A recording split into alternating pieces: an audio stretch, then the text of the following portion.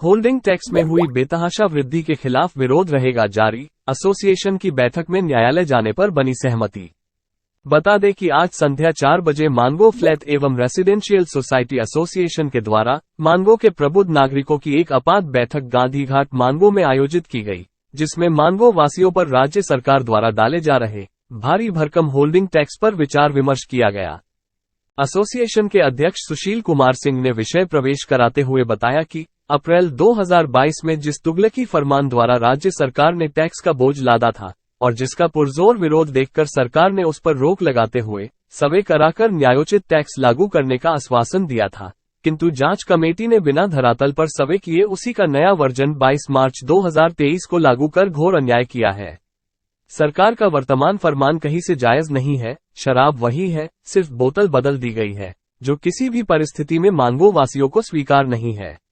चर्चा के क्रम में ये भी जानकारी मिली कि स्थानीय विधायक सह मंत्री महोदय के साथ साथ माननीय मुख्यमंत्री तक भी बात पहुंचाई गई, पर नतीजा कुछ भी नहीं निकला। मानगो की बात अन्य जगहों से अलग है, क्योंकि यहाँ का नगर निगम सिर्फ घोषित नगर निगम है और उचित तो ये होता कि निगम का विधिवत गठन होने के बाद ही होल्डिंग टैक्स की नई दर का निर्धारण होना चाहिए था, परंतु राज्य सरकार मनमाने ढंग से होल्डिंग टैक्स लादकर मानगो वासियों पर अत्याचार कर रही है।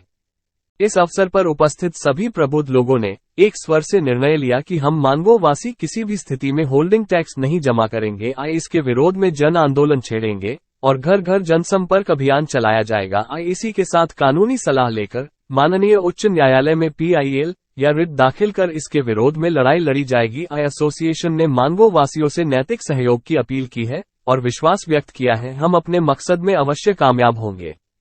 आज की बैठक में मुख्य रूप से एसोसिएशन के सचिव RP सैनी, वरिष्ठ उपाध्यक्ष के सिंह, उपाध्यक्ष मनोज कुमार, SN पाल, दुर्गा राव, राकेश दुबे, राजीव रंजन सिंह, अजय कुमार सिंह, ओंकार नाथ सिंह, वरिष्ठ नागरिक समिति के केंद्रीय अध्यक्ष शिवपूजन सिंह, खालिद इकबाल, अनिल कुमार मौर्य, उमाशंकर सिन्हा, मुकेश प्रधान, बबलू सिंह, मनीष कुमार सिंह शामिल थे।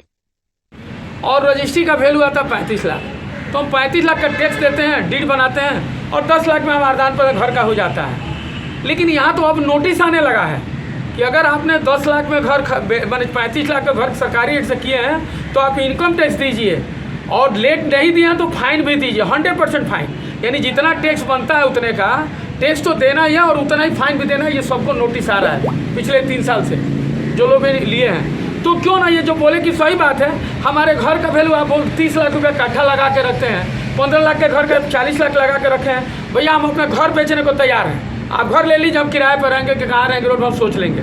आप सर्कल रेट के हिसाब जमीनें प्रॉपर्टी आप ही ले लीजिए, आप ही ने तय किए हैं। तो ये तो भाई होल्डिंग टैक्स के लिए उसका मापदंड बनाना ये कहीं भी उचित नहीं है, न्याय उचित नहीं है। और वहाँ भी वैसे भी जहाँ भी सुविधा आप नाम पे जीरो, साफ सफाई की व्यवस्था आप नहीं देते, बिजली करना है जनरेटर हमारा अपना है, हम सफाई करने को पेमेंट हम देते हैं, रोड हमारा टूटता है हम बनाते हैं। तो कहीं ना कहीं ये चीज़ें क्वेश्चन मार्क में है कि जो हम पैसा इतना टैक्स दे रहे हैं उसके बदले आप क्या देते हैं। और कई मुद्दों पे वो कमज़ोर पड़ेंगे। तो निश्चित रूप से सर आपका जो सुझाव है हम लोग आज उसी चिंतन के लिए बैठ पाया है कि हर आदमी इस तुगलकी फरमान से परेशान है।